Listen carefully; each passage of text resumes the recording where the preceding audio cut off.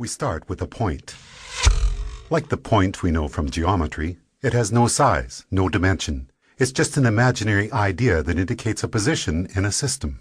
A second point, then, can be used to indicate a different position.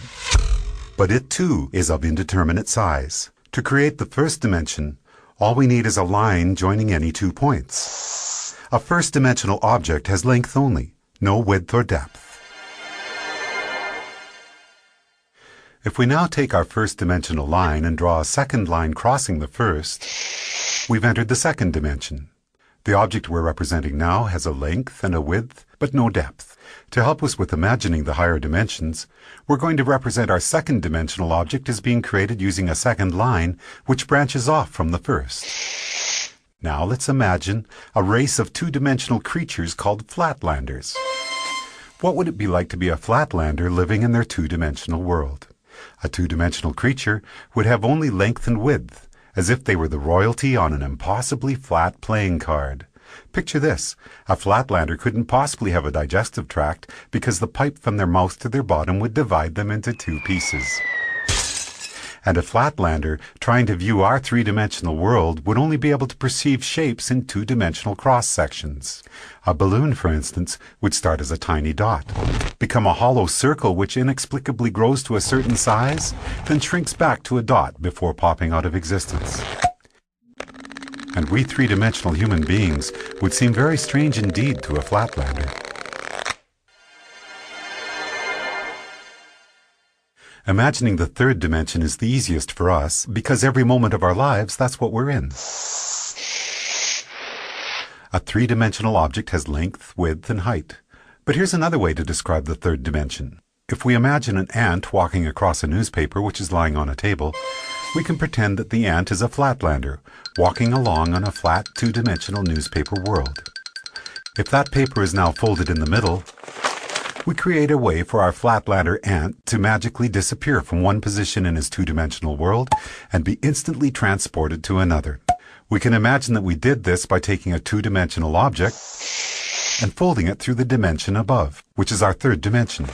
Once again, it'll be more convenient for us as we imagine the higher dimensions if we can think of the third dimension in this way. The third dimension is what you fold through to jump from one point to another in the dimension below. Okay, the first 3 dimensions can be described with these words: length, width, and depth. What word can we assign to the 4th dimension? One answer would be duration. If we think of ourselves as we were 1 minute ago, and then imagine ourselves as we are at this moment, the line we could draw from the 1 minute ago version to the right now version would be a line in the 4th dimension. If you were to see your body in the 4th dimension, you'd be like a long undulating snake, with your embryonic self at one end and your deceased self at the other. But because we live from moment to moment in the 3rd dimension, we're like our second-dimensional flatlanders. Just like that flatlander who could only see two-dimensional cross-sections of objects from the dimension above, we, as three-dimensional creatures, can only see three-dimensional cross-sections of our 4th-dimensional self.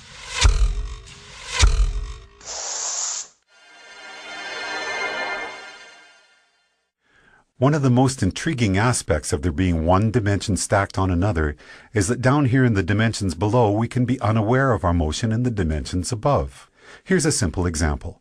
If we make a Mobius strip, take a long strip of paper, add one twist to it and tape the ends together, and draw a line down the length of it, our line will eventually be on both sides of the paper before it meets back with itself. It appears, somewhat amazingly, that the strip has only one side, so it must be a representation of a two-dimensional object. And this means that a two-dimensional flatlander, traveling down the line we just drew, would end up back where they started without ever feeling like they had left the second dimension. In reality, they would be looping and twisting in the 3rd dimension, even though to them it felt like they were traveling in a straight line. The 4th dimension, time, feels like a straight line to us, moving from the past to the future. But that straight line in the 4th dimension is, like the Mobius strip, actually twisting and turning in the dimension above. So the long undulating snake that is us will feel like it is moving in a straight line in the 4th dimension, but there will actually be, in the 5th dimension, a multitude of paths that we could branch to at any given moment. Those branches will be influenced by our own choice, chance, and the actions of others. Quantum physics tells us that the subatomic particles that make up our world are collapsed from waves of probabilities simply by the act of observation. In the picture we are drawing for ourselves here, we can now start to see how each of us are collapsing the indeterminate wave of probable futures contained in the fifth dimension into the fourth dimensional line that we are experiencing as time.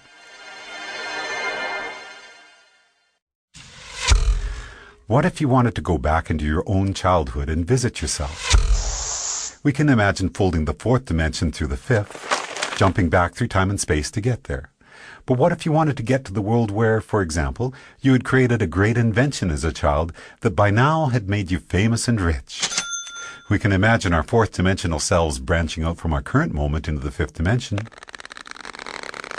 But no matter where you go from here, the great child inventor timeline is not one of the available options in your current version of time.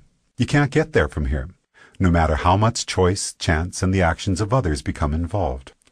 There are only two ways you could get to that world.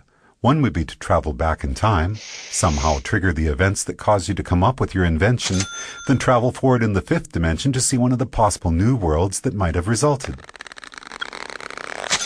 But that would be taking the long way. The shortcut we could take would involve us folding the fifth dimension through the sixth dimension, which allows us to instantly jump from our current position to a different fifth dimensional line. In our description of the fourth dimension, we imagine taking the dimension below and conceiving of it as a single point. The fourth dimension is a line which can join the universe as it was 1 minute ago to the universe as it is right now. Or, in the biggest picture possible, we could say that the fourth dimension is a line which joins the Big Bang to one of the possible endings of our universe. Now, as we enter the seventh dimension, we're about to imagine a line which treats the entire sixth dimension as if it were a single point. To do that, we have to imagine all the possible timelines, which could have started from our Big Bang, joined to all the possible endings for our universe, a concept which we often refer to as infinity, and treat them all as a single point. So for us, a point in the seventh dimension would be infinity. All possible timelines, which could have or will have occurred from our Big Bang. When we describe infinity as being a point in the seventh dimension, we're only imagining part of the picture.